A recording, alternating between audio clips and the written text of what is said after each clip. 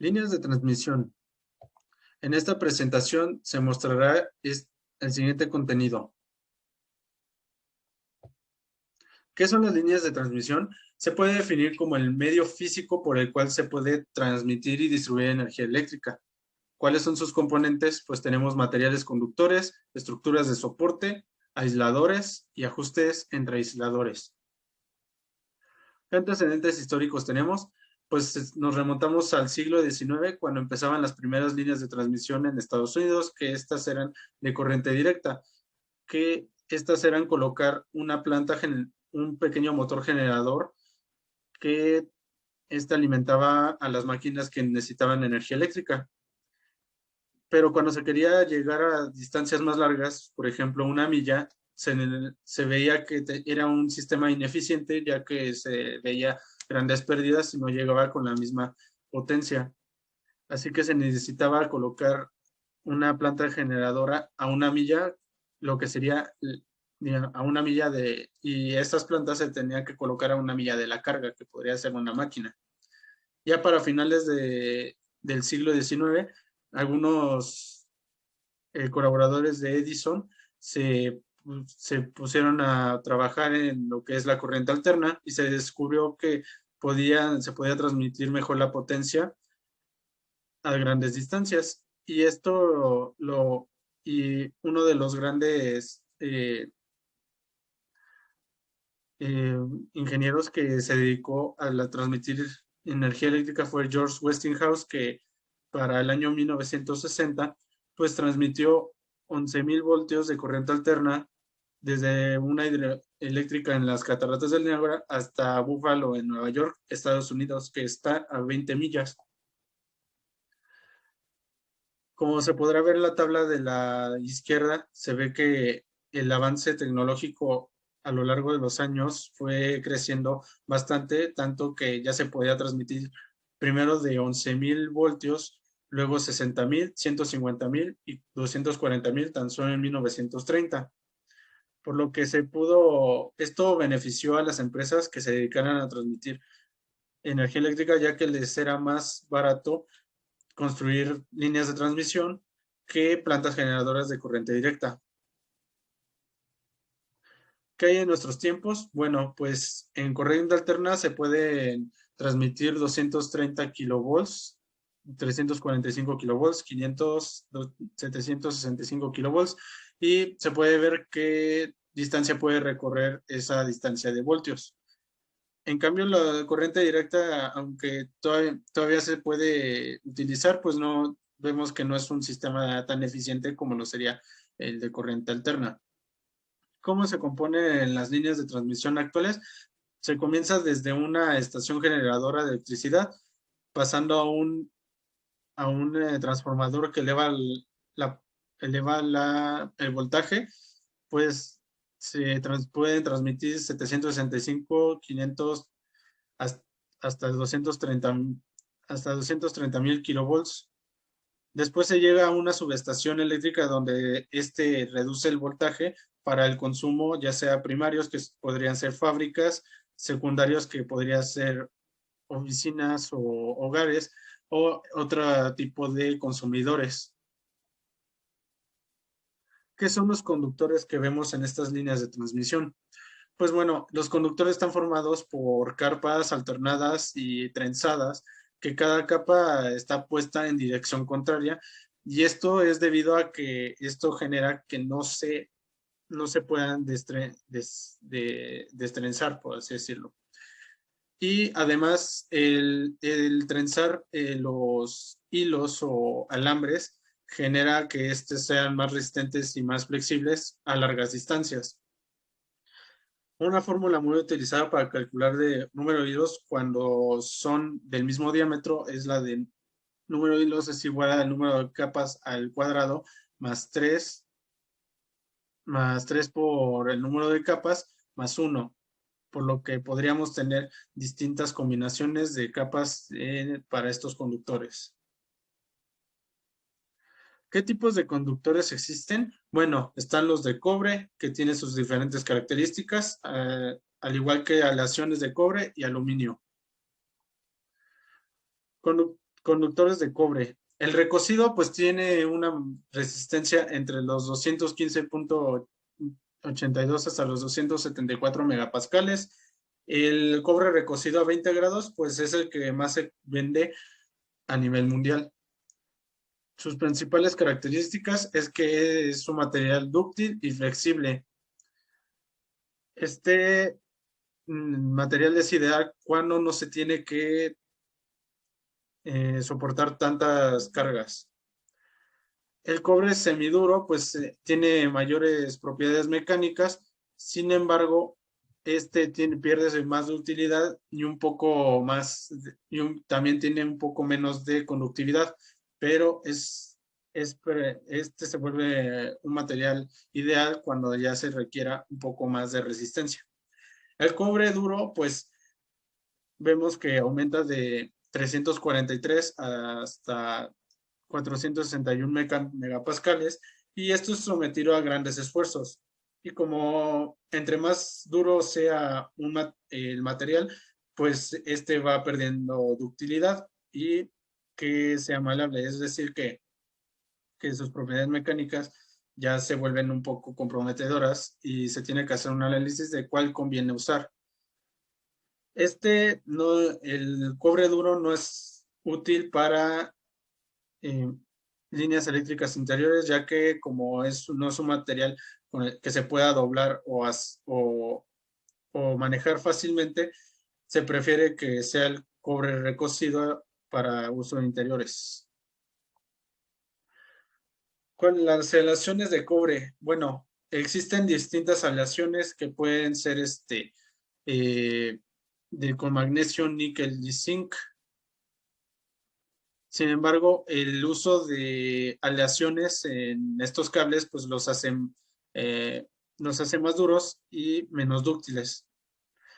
Existe la combinación que son los latones que están formados entre cobre y zinc, pero el zinc no puede rebasar el 50% de esta aleación ya que se vuelve más frágil el material. Y esta condición también hace que el cobre pierda conductividad.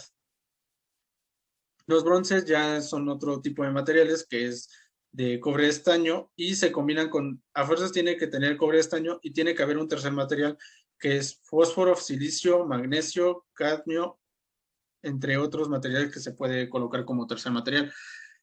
Los bronces son más utilizados en líneas de transmisión aérea debido a que puede resistir esfuerzos y condiciones ambientales como viento, lluvia y nieve. Conductores de aluminio. Bueno, estos se pueden tener distintas clasificaciones, pero ¿cuál es la ventaja de tener conductores de aluminio? Bueno, pues es un material barato y liviano, y además de resistente y tiene casi la misma conductividad que el cobre. Tenemos como primera clasificación conductor homogéneo de aluminio, es decir, es aluminio puro, y este se puede clasificar en otras categorías de clase A, clase B y clase C que tienen su uso ya sea para uso aéreo, que pueden utilizarse para exteriores y ser flexibles.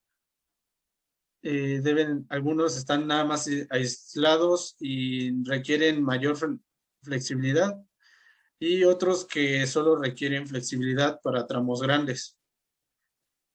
Está el siguiente, que es el conductor homogéneo de aleación aluminio, que estos contienen pequeñas cantidades de magnesio y silicio, y gracias a los tratamientos que se puede someter el material, pues puede aumentar sus propiedades mecánicas hasta el doble. La desventaja es que puede disminuir la conductividad hasta un 15%. El conductor mixto con alma de acero pues tiene distintas combinaciones que se puede utilizar el AW, el TW y el AE. El AW pues son los que pueden soportar mayor capacidad de corriente y tienen suficiente resistencia a la corrosión en comparación al anterior mencionado. El TW se utiliza poco debido a que tiene mayor peso. Y el AE, tiene una característica de que tiene su conductor núcleo de acero, pero está separado por una capa, se podría decir que es una capa de aire, y la capa exterior de aluminio, como se puede ver en la imagen de abajo a la derecha, que tiene una separación por medio de aire. Conductores de aluminio, seguimos con el conductor de aluminio con alma de aleación de aluminio. Y este es un conductor que es el de los más resistentes y tiene buena conductividad eléctrica. ¿Y qué consideraciones debemos tener cuando debemos utilizar conductores de aluminio? Bueno, pues primero que los alambres deben estar trenzados y estos van a soportar mejor las vibraciones. Se deben recubrir por una capa de óxido soluble, que esta la obtiene naturalmente y por eso no se corroe tan fácil el aluminio. Se debe tener ciertas consideraciones de que el suelo puede afectar también al aluminio. Algunos lugares cerca del mar puede que donde la conducción sea óptima, se debe tomar en cuenta que el aire marino puede corroer el material. Se pueden formar arcos eléctricos, por lo que puede fundir el material, y aparte hay que tomar en consideración de que el aluminio es un material electronegativo, por lo que se debe tener cuidado al hacer las conexiones. Pasamos con los aisladores, que cumplen con dos funciones, que son conductores y son mecanismos de soporte. Estos pueden ser hechos de porcelana o vidrio templado, además de materiales sintéticos como plásticos. Estos dispositivos se debe considerar que pues, deben soportar cargas de corriente de fuga, voltajes demasiado altos, y por ello se tienen los siguientes diseños. ¿Qué son los aisladores fijos? Aisladores en cadena, estos aisladores en cadena pues tienen dos variantes, que son los de caperuza vástago y campana. Los aisladores fijos se puede observar que estos no pueden ser modificados una vez se instalen. Los aisladores en cadena, pues se pueden colocar varios aisladores a lo largo del cable al final de la estructura de soporte. Y se puede subdividir en dos, que son las de caperuza vástago, que están formados como una campana y un disco, y en medio se puede ver que sale un pequeño sujetador, que ese sirve para colocarlos en dos componentes, que es en cadena de suspensión y en cadena de amarre. Y pasamos con el diseño en campana, que por lo regular están hechos de porcelana y hace que la unión de varios aisladores puede generar que no se dañe tan fácilmente a esfuerzos mecánicos y acciones eléctricas. Ahora pasamos con las estructuras de soporte, que son las encargadas de soportar los conductores a grandes alturas. En todas las estructuras se van a tener un cable que se le puede conocer como de guarda, y este va conectado a tierra para evitar picos de corriente en las demás conductores. Aquí se puede ver las partes que tienen las estructuras de soporte, que es los aisladores, el paquete de conductores, que pues son que pues se pueden ver en dos, divididos en dos o hasta en varios. El, el cable de guarda que siempre se va a encontrar hasta arriba, y va a conexión a tierra. Se pueden conectar hasta 3 fases de un lado, por lo que si si vemos del otro lado, sería una, una conexión trifásica. Sí, de 3 fases, por así decirlo. Hasta abajo se debe encontrar una placa de advertencia e identidad de la torre, como de quién es y el voltaje que están transmitiendo. Y como último, debe haber dispositivos que eviten que alguna persona ajena a alguna empresa eléctrica escale sobre ellos.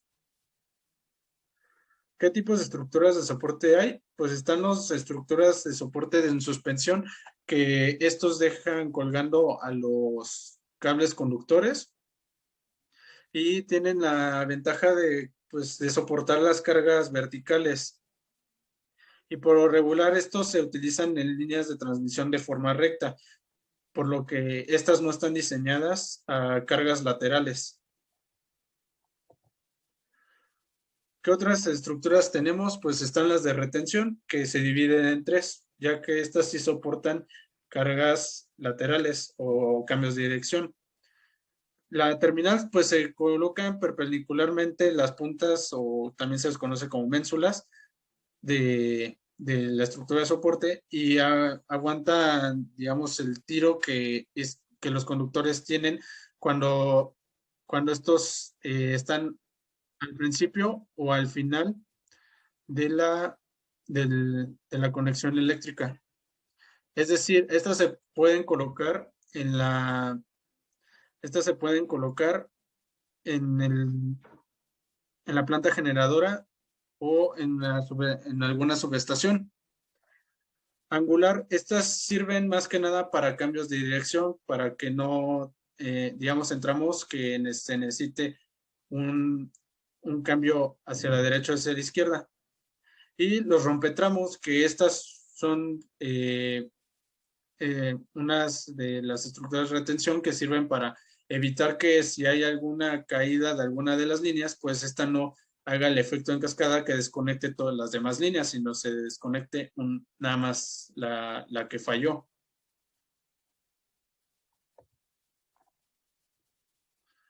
Como podemos ver, aquí vemos los ejemplos de las estructuras de soporte las estructuras de soporte de forma de retención, que es la terminal, que podemos ver que aquí está la planta generadora y se conecta a esta, y por lo tanto, esta es la más pesada y debe soportar más digamos, el peso de los conductores.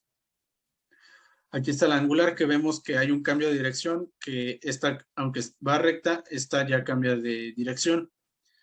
Y los rompetramos podemos ver que son estas estructuras que se puede interrumpir la línea para que no afecte a las demás.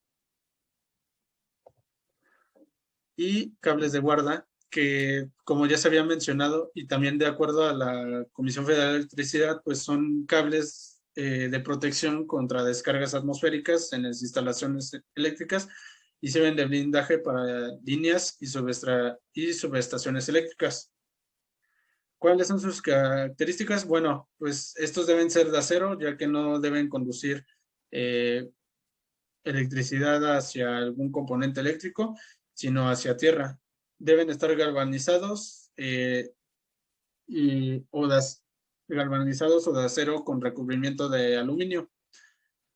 El alambre debe tener buena ductilidad y adherencia en caso de ser galvanizados, y en caso de ser de acero con recubrimiento de aluminio, deben ser a prueba de torcimiento. ¿Cuáles son sus usos? Principalmente los galvanizados son en zonas rurales, y los de aluminio soldado son para uso marítimo e industrial.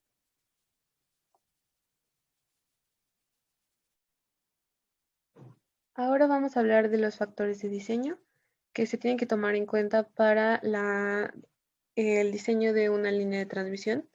Son 5 principales, que serían mecánicos, eléctricos, ambientales, económicos y sociales.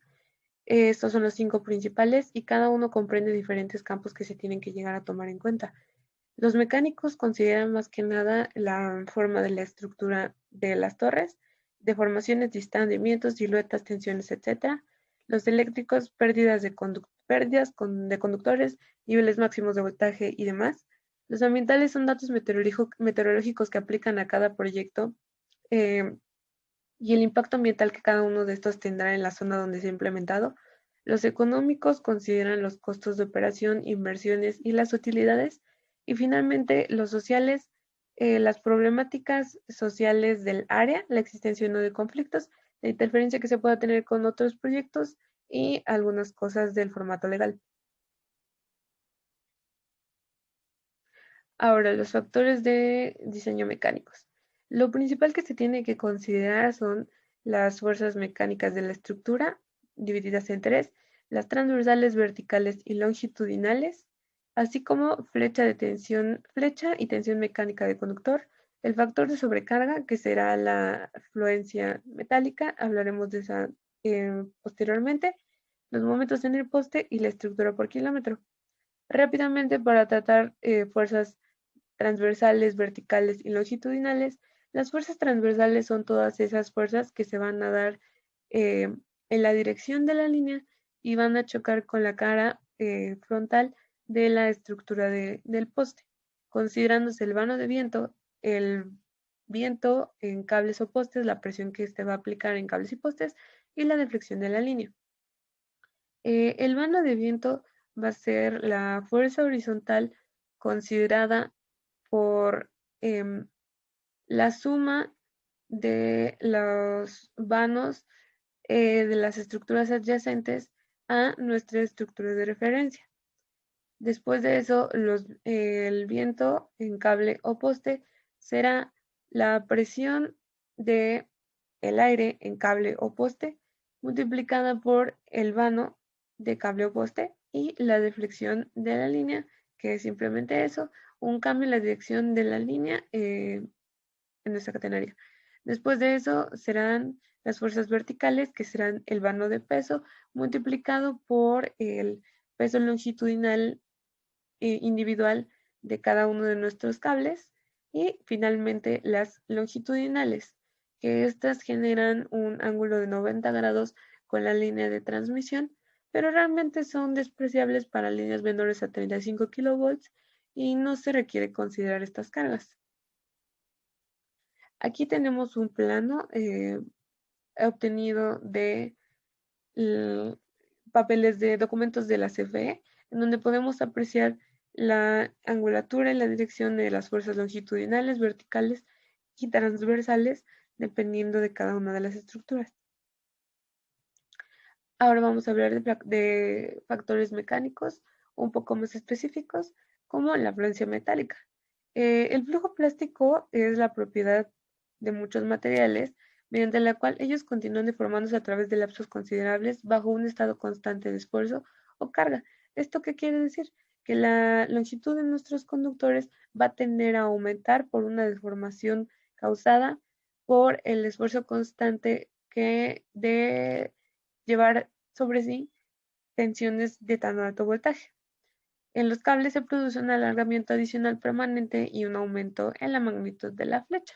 Tenemos que considerar esto a la hora de hacer nuestro diseño, debido a que es algo inevitable, es una propiedad física del material y puede afectarnos negativamente en momentos posteriores. Luego, la localización de las estructuras. Este es un cálculo de parámetro también obtenido de la CFE, en donde el parámetro en metros será el producto del coeficiente de la tensión mecánica de cable en un claro interpostal determinado entre el peso unitario del cable. Esto nos dará el distanciamiento en metros entre cada uno de los postes. Posteriormente vienen las distancias de seguridad. Estas dependen del tipo de estructura que esté cerca de la línea y van a cambiar dependiendo de si el entorno es más urbano o es más rural.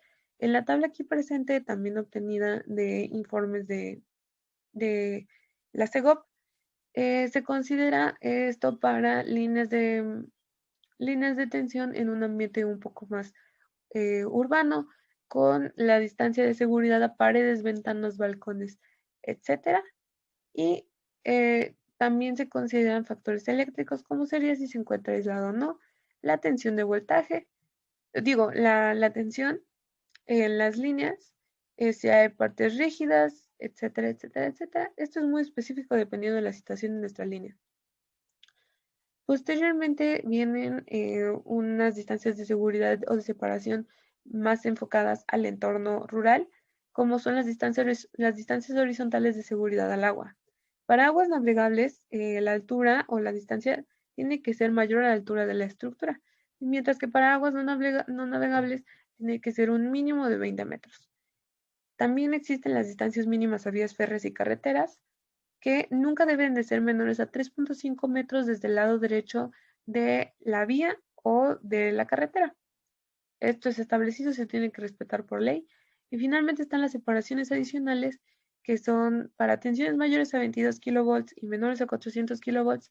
La separación horizontal y vertical aumenta 1 centímetro por cada kilovolt de exceso sobre los 22 kilovolts. Esto es parte de la norma oficial mexicana NOM 001 CD 2021.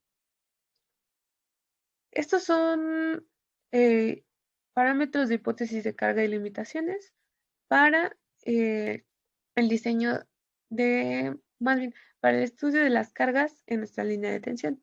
Primero que nada hablaremos de la metodología que se puede utilizar para realizar estos estudios, que son 3 principales aprobados. La ecuación de cambio de estado, la metodología de elongación plástica experimental, que sabemos, partimos de un estado inicial, aplicamos cierto cambio y evaluamos en un estado final, y la técnica tradicional de elemento finito, en donde nos apoyamos de software.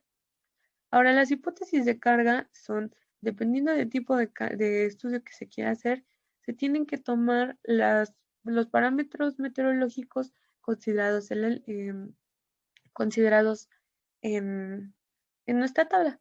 Por ejemplo, el cálculo inicial de flechas y tensiones siempre se tiene que hacer a partir de la hipótesis H1, considerando una temperatura de diseño media anual de la región, el 22% de tensión de ruptura, la condición de cable final después de la carga máxima, etcétera, etcétera, etcétera. Para estudios de cargos ascendentes se utilizan las hipótesis H3 y H5. Para estudios de claro vertical se utilizan H2 y H4. Y finalmente para cargas ascendentes se utiliza la longitud que termine como máxima entre las hipótesis H3 y H5. Y finalmente para cargas desbalanceadas se utilizan las hipótesis H5 y H3. Esto se puede consultar y es una normativa oficial. También otra de las normativas oficiales son las zonas de carga mecánica. Estas zonas son también parámetros meteorológicos mínimos establecidos para el diseño de las líneas de transferencia en esas zonas geográficas. Se dividió al país en 6 regiones: región norte, centro sur, central, costera y especial, y cada una tiene diferentes parámetros mínimos a considerar para hacer el diseño. Si una línea llega a cruzar entre 2 zonas, debe de estar diseñada para soportar las cargas mínimas correspondientes a ambas zonas. Aquí vemos en esta tabla más específico las temperaturas, velocidades mínimas dependiendo de la zona, además como factores especiales como el espesor de la capa de hielo en milímetros sobre cables o componentes horizontales que se genera, por ejemplo, en la región norte. También existen las presiones de viento mínimas, como ya lo vimos, es parte de las fuerzas transversales que se están dando para cada una de las zonas de carga mecánica, y también velocidades de viento. Nuevamente, todas estas son cargas mínimas que se deben de considerar para nuestro estudio de cargas. Ahora los factores eléctricos, que se centra principalmente en poder transportar con la mayor eficiencia nuestra energía desde el punto de inicio hasta la zona de destino, considerando más que nada la selección del conductor. Los 5 parámetros principales para la selección del conductor serán la capacidad de conducción de corriente, la máxima caída de tensión permisible, el límite económico de pérdidas, el límite de pérdidas por efecto corona, efecto que se explicará posteriormente, y nivel máximo permisible de ruido.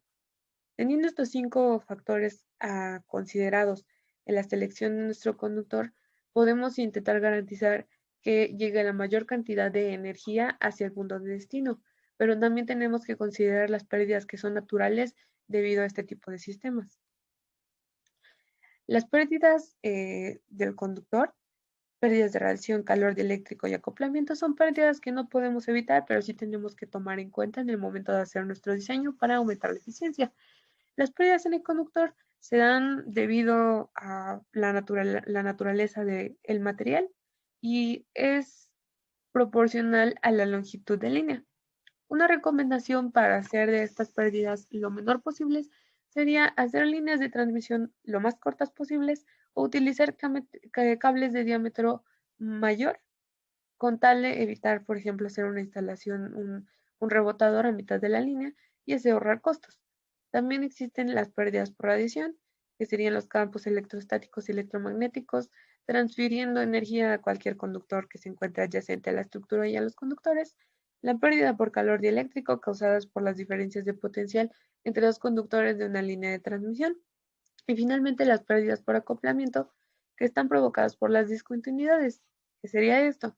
Cada que nosotros llegamos a una estructura, los conductores hacen contacto con elementos de otros materiales, por ejemplo, los aisladores, la estructura en sí misma, y todos estos van a calentarse, radiar energía y disipar potencia de los conductores. Finalmente, la carga luminosa o el efecto corona. La selección de conductor tiene que tener en cuenta la resistencia del material. Siempre se debe de seleccionar el que otorgue las pérdidas mínimas, tomando en cuenta el calibre del conductor, el número de conductores por fase y el tipo de material y la influencia del medio ambiente, otro factor que no podemos evitar. Como nota es importante recordar que un conductor a mayor temperatura presentará mayor resistencia y un conductor a menor temperatura presentará menor resistencia. Las resistencias a tomar en cuenta serán la inductancia y la resistencia ómnica. La inductancia, solamente como dato, sería la relación de la fe inducida y la corriente que la produjo, así como la resistencia ómnica será la posición del conductor al paso de la corriente. Hay que tomar en cuenta también factores de corrección al momento de calcular nuestras resistencias. Por ejemplo, los conductores tienden a estar enrollados, por lo que no van a estar completamente estirados y su longitud no va a ser tan claramente vertical, van a estar reducidos. Así que el factor de corrección trenzado hace que estas disminuciones por dobleces se vean corregidas. También el efecto fiel, que sería un efecto en el que la energía electromagnética no se transmite en el interior del conductor, sino tiende a transportarse equipotentemente en las regiones que lo rodean, haciendo que la resistencia de CD incremente un poco, pero también hay factor de corrección para esto. Ahora sí, el efecto corona, que es simplemente el aire alrededor del conductor se ioniza debido a las altas cargas y termina dando arcos eléctricos como los que se observan en las imágenes. Esto produce un zumbido característico de las líneas de transmisión y una aura luminosa. Realmente no afecta la resistencia de forma directa, pero sí produce pérdidas adicionales que siempre se tienen que tener en cuenta para el diseño de nuestras líneas de transmisión. Y sus pérdidas se expresan en interferencias de kilowatts sobre kilómetro. Finalmente, los factores ambientales, que serían datos meteorológicos relevantes, influyen directamente en los factores mecánicos y son principalmente las temperaturas de la región y la presencia de hielo, las velocidades regionales del viento y la presión de viento en cables o en el resto de los elementos. Aquí podemos ver el criterio y cada uno de los valores que se selecciona, pero siempre hay que tener en cuenta las limitaciones ambientales particulares del proyecto, dependiendo de dónde se trace la ruta y demás características especiales. Aquí ya vienen factores ambientales un poco más legales. Tenemos que cuidar siempre que la definición de la trayectoria de la línea de transmisión respete los lineamientos impuestos para zonas de reserva forestal, resguardos y zonas indígenas, zonas especiales protegidas, ya que estos tienden a estar regulados y protegidos por autoridades competentes para evitar generar conflictos, para evitar afectar las zonas. Tenemos que procurar no entrar en estas o apegarnos a los lineamientos establecidos dependiendo del órgano regulador. También otro factor ambiental es la consideración de la vegetación adyacente a las líneas de transmisión. Tenemos que considerar una poda de árboles previa al inicio de cualquier operación, porque no todas las vegetaciones son adecuadas para estar cerca de la línea de transmisión. Como podemos ver en la imagen, hay ciertas especies compatibles y ciertas especies que representan un peligro potencial para la instalación y para el ecosistema. Se tiene que procurar siempre que la vegetación sea de una altura de menor crecimiento a la altura de la torre, sin afectar la especie. Otras consideraciones es que no se permite bajo ningún concepto que esté cerca de la línea anuncios o construcciones de ninguna naturaleza que puedan afectar tanto a la línea como a la vegetación. Los factores sociales son dos principales, que sería evitar las áreas urbanas o rurales con problemáticas sociales en la trayectoria para no interferir, potenciarlos o que interrumpan el proyecto, y notificar y obtener los permisos requeridos por las autoridades de los 3 niveles de gobierno previo al inicio de las construcciones, también para evitar problemas con comunidades adyacentes, multas, etcétera, debido a algún salto en los niveles de regulación que se requieran. Finalmente están los factores económicos, que son siempre debe procurarse el mínimo coste de la línea en todos los rubros aquí especificados, como son la inversión inicial, el costo de operación, el costo de construcción por kilómetro, los costos de derecho de vía, si es que aplica según la región, y los costos de mantenimiento. Esto con tal de aumentar al máximo las utilidades de la línea y que, eh, procurar que el retorno de la inversión sea siempre el mayor en proyectos como este. Muchísimas gracias por su atención. Pueden consultar toda nuestra información en los documentos aquí mencionados y que tengan un excelente día.